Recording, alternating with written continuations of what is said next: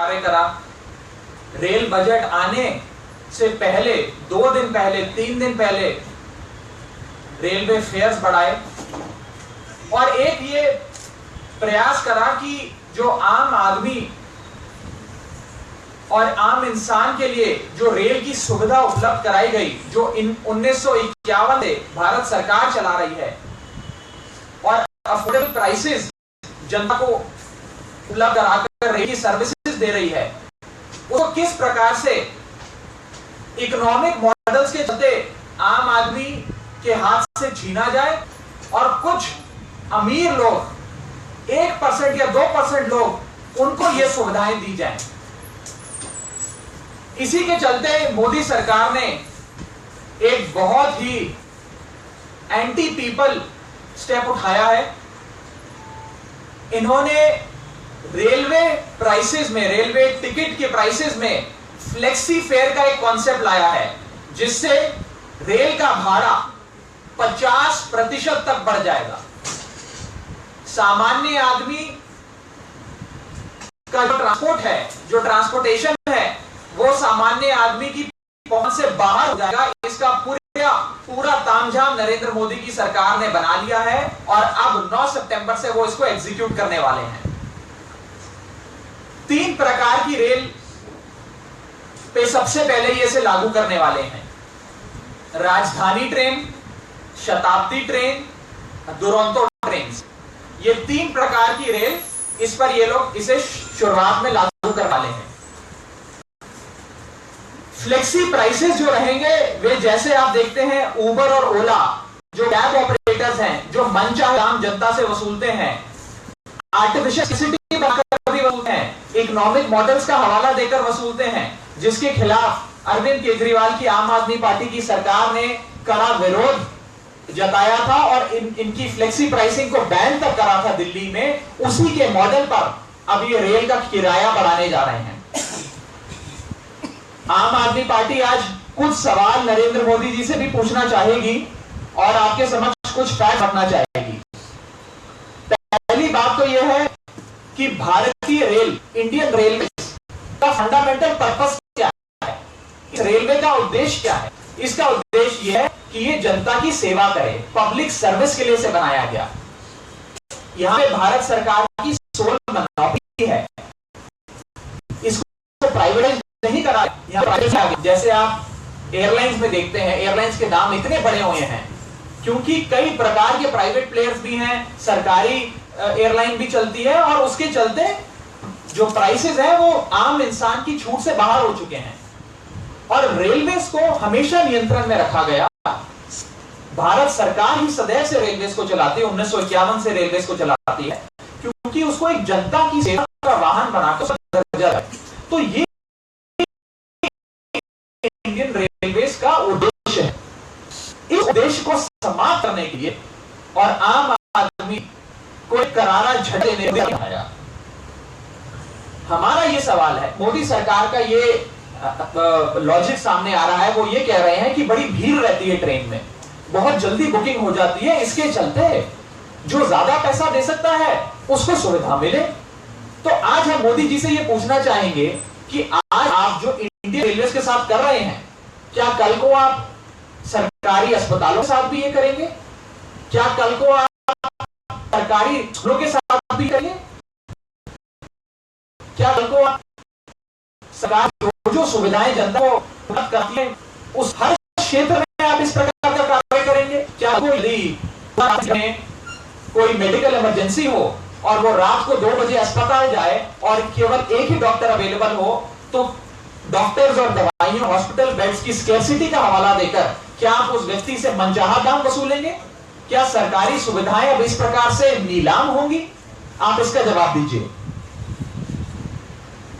हमारा दूसरा सवाल, ये स्कैर्सिटी की बात करते हैं, ये कहते हैं कि बहुत जल्दी बुकिंग हो जाती है, बहुत ज्यादा लोग सफर करते हैं, इसलिए हम ये इकोनॉमिक प्रिंसिपल के चलते सर्च प्राइसिंग ला रहे हैं। हम ये पूछना चाहते हैं और जनता को ये बताना भी चाहते हैं कि भारतीय रेल तो मोदी सरकार है। यदि वो लग रहा है कि स्कैर्सिटी हुई है कि ट्रेन में सीट बढ़ाने की आवश्यकता है या नंबर ट्रेन बढ़ाने की आवश्यकता है, तो उसको बढ़ाइए। आप फ्लेक्सी सर्च प्राइसिंग का हवाला देकर जनता को कैसे लूट सकते हैं? ये जिन 3 ट्रेनों में ये शुरू करने वाले हैं, मैं उसके आंकड़े आपको दे दूं। राजधानी ट्रेन केवल 42 है भारत देश में, शताब्दी 46 है और दुरंतो ट्रेन केवल 54 है। जब इतनी कम मात्रा में ये ट्रेन चल रही है, इतने मिनिस्क्यूल नंबर्स में ये लोग ऑपरेट कर रहे हैं, तो आपको इनका नंबर बढ़ाना चाहिए, आपको नई ट्रेन लगानी चाहिए, इसके अंदर सीटें बढ़ानी चाहिए, ताकि फ्लेक्सी और सर्च प्राइसिंग हवाला देकर जनता को लूटना चाहिए। हमारा अगला सवाल यह है कि भारतीय रेल एक मोनोपोली है, इसमें किसी प्रकार का कंपटीशन नहीं है। स्कूलों में, अस्पतालों में, एयरलाइंस में तो कंपटीशन है। भारतीय रेल तो सदैव से सेवा दे रहा गया। अब एक ऐसी स्थिति उत्पन्न हो गई है कि अपनी मोनोपोलिस्टिक पोजीशन को भारत सरकार मिसयूज कर अपनी मोनोपोलिस्टिक पोजीशन को भारत सरकार मिसयूज कर जनता की जेब से पैसा वसूल रही है। ये आप यदि वेस्टर्न मॉडल्स को भी स्टडी करें, ये एक प्रकार का जब भारत की जनता पर इतना बड़ा अटैक है, भारत के आम आदमी की जेब पर इतना बड़ा अटैक है, और ये शुरुआत है। आज हम चेतावनी दे रहे हैं, ये शुरुआत है इन लोगों की। ये लोग आज तो केवल 3 प्रकार की ट्रेन से फ्लेक्सी सर्च प्राइसिंग को शुरू कर रहे हैं। ये आने वाले समय में सारी ट्रेन और सारे पैसेंजर पर ये लगेंगे। अभी तो केवल 50% बढ़ाया है, केवल लगाए केवल 50%। जो टिकट आपको पहले 1000 रुपए मिलती थी, आपको मैक्सिमम 1500 रुपए तक मिलेगी। परंतु आने वाले समय में ये इस 50% के कैप को हटा देंगे और इसे फ्री मार्केट प्रिंसिपल से चलाएंगे और जनता की जेब पर अटैक करेंगे। इन्होंने एक और लॉजिक दिया कि क्योंकि ट्रेन की टिकट जो है वो जल्दी बिक जाती हैं, इसी के चलते जो व्यक्ति बाद में टिकट खरीदे वो ज्यादा राशि का भुगतान करे। हम ये पूछना चाहते हैं कि क्या यदि ट्रेन जर्नी से कुछ ही समय पहले अपनी टिकट बुक करता है, कुछ आपातकाल हो सकता है, कुछ इमरजेंसी सिचुएशन हो सकती हैं, तो क्या आप उसकी इमरजेंसी सिचुएशन का फायदा उठाएंगे? क्या आप उससे ज्यादा राशि वसूलेंगे क्योंकि वे किसी इमरजेंसी सिचुएशन में फंसा हुआ है और वो उसे किसी भी प्रकार से अपनी डेस्टिनेशन पे पहुंचना है? ये कहां का न्याय है? आप किस प्रकार के आम आदमी के हित की बात करते हैं? आप किस प्रकार के अच्छे दिनों की बात करते हैं? इन्होंने वादे करे ये बुलेट ट्रेन लाएंगे, बुलेट ट्रेन तो आई नहीं, पर बुलेट ट्रेन की स्पीड पर ये लोग ट्रेन के किराए बढ़ा रहे हैं, दालों की किराए बढ़ा रहे हैं, और आम आदमी जिन जिन सुविधाओं का फायदा उठा सकता है, जिन जिन चीजें उसके रीच में थी, उसको उससे हटा रहे हैं और रेट बढ़ा रहे हैं। हम आखिरी चीज आपके समझ ये रखना चाहेंगे, आप सब ये जानते हैं कि आम आदमी पार्टी ने दिल्ली में सर्च प्राइसिंग का कड़ा विरोध करा। हमने दिखाया कि किस प्रकार से यदि कोई प्राइवेट कंपनियां आम आदमी को लूट रही हैं सर्च प्राइसिंग और इकोनॉमिक प्रिंसिपल का हवाला देकर, तो हम उनको बैन कर सकते हैं, हम उन पर रोक लगा सकते हैं। ये तो हम प्राइवेट कंपनीज के लिए कर सकते हैं। क्या हम देख रहे हैं कि भारत सरकार जो खुद रेल की सेवाएं देती है, जो खुद मोनोपोली है, मोनोपोली ऑपरेट कर रही है रेलवे सेक्टर में, वे इस प्रकार की सर्च प्राइसिंग करने जा रही है। इससे बड़ा मोदी सरकार का एंटी पीपल डिसीजन नहीं हो सकता। This is the biggest anti people decision of the Modi government. आगे दिलीप जी को बोलूंगा कि संदर्भ में कुछ आगे जोड़े। यदि आपका इससे कुछ सवाल हो इससे जुड़े तो आप पूछ सकते हैं। Raghav, you're talking about the surge pricing in Delhi. Do you take Ola, Uber? If you take Ola and Uber, the surge pricing is back. When Delhi was flooded, it was 9 times, Raghav. Where was the government at that time? Exactly. जब दिल्ली सरकार के notice में ये लाया गया कि खासकर जब चल रहा था जीवन के दौरान जब जनता में पब्लिक ट्रांसपोर्ट की थोड़ी मुख्यमंत्री जी के संज्ञान में लाया गया। मुख्यमंत्री जी ने पहले चेतावनी दी प्राइवेट कंपनीज को कि आप इस सर्च प्राइसिंग को बंद करिए।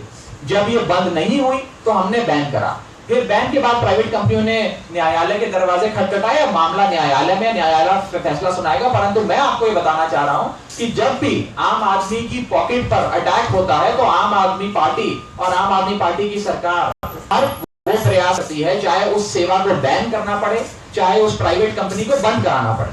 पर यहां पर जो मैं आपका ध्यान इसमें आकर्षित करना चाह रहा हूं कि यहां तो रेलवे भारत सरकार चलाती है, कोई प्राइवेट कंपनी नहीं चला रही। कोई ओला, उबर या मेरू कैब या और कोई फलाना कंपनी नहीं चला रही। यहां तो भारतीय रेल भारत सरकार चला रही है और भारत सरकार ही देश की जनता को लूट रही है। वो अपनी मोनोपोलिस्टिक पोजीशन का फायदा उठाकर आज केवल 3 प्रकार की ट्रेन पर ये लागू कर रहे हैं। और मैं पुख्ता जानकारी आपको देना चाहता हूं, केवल शुरुआत 3 प्रकार की ट्रेन से हो रही है। ये हर प्रकार की ट्रेन पर लाया जाएगा। और एक बड़े कमाल की बात है, ये जो सर्च प्राइसिंग का कॉन्सेप्ट मोदी सरकार लाई है, ये फर्स्ट क्लास पर लागू नहीं होता। जो ट्रेन में, शताब्दी में या राजधानी में जो सबसे महंगी टिकट होती है, जिसमें अमीर व्यक्ति ट्रैवल करता है, जो फर्स्ट क्लास की होती है, क्लास 1A की टिकट होती है, उस पर लागू नहीं कर रहे ये लोग कि कहीं जो अमीर आदमी है उसकी जेब पे अटैक नहीं करेंगे, उससे ज्यादा पैसा नहीं वसूलेंगे। जो गरीब आदमी जो कम पैसे देकर अपने घर पहुंचने की, अपने अब दिवाली, ईद, होली त्योहार पे अपने घर जाता है, जो दिन रात मेहनत करता है, उस जेब पर लोग अटैक कर रहे हैं। तो मैं आपका ध्यान इस तरफ करना चाह रहा हूं कि भारत सरकार जिससे बड़ा एंटी पीपल डिसीजन भारत के इतिहास में तो नहीं लिया गया, मोदी सरकार का सबसे एंटी पीपल निर्णय माना जा रहा है और साथ साथ अपना मोनोपोलिस्टिक पोजीशन का फायदा उठा रहे हैं ये लोग। आपने बोला था कि ये अगर देखा जाए तो शताब्दी में एसी एक ऐसा सेक्शन होता है जिसमें एसी नहीं होता, चेयर कार बोलते हैं, बाकी सब में तो एसी ही है। So how are you saying this कि ये हाई एंड लोगों को ये नहीं कर रहे? देखिए, मैं आपको स्पष्ट बता दूं कि एग्जिस्टिंग फेयर जो 1AC और एग्जीक्यूटिव क्लास है, फर्स्ट AC और एग्जीक्यूटिव क्लास, ये सबसे उच्च श्रेणी की क्लास होती है रेल ट्रैवल में, जिसमें कई प्रकार की सुविधाएं दी जाती है और केवल अमीर व्यक्ति ही उसमें ट्रैवल कर सकता है। ये एग्जीक्यूटिव क्लास और फर्स्ट AC जो क्लास है उस पर लागू नहीं कर रही है लोग। बड़ी कमाल की बात है। अरे भाई, यदि आप सर्च प्राइसिंग ला रहे हैं और आप अपनी सर्च प्राइसिंग को जस्टिफाई करने के प्रयास भी कर रहे हैं, तो सब पे लाइए। आप केवल आम आदमी की जेब पर अटैक कर रहे हैं और जो अमीर लोग हैं उनको फायदा पहुंचा रहे हैं। बड़ी अजीब सी बात है। और मेरा ऐसा मानना है कि अब इस डिसीजन के बाद ये बात साफ हो जानी चाहिए कि मोदी सरकार से बड़ी एंटी पीपल सरकार भारत के इतिहास में नहीं बनी है। और कुछ सवाल इससे जुड़ा तो सर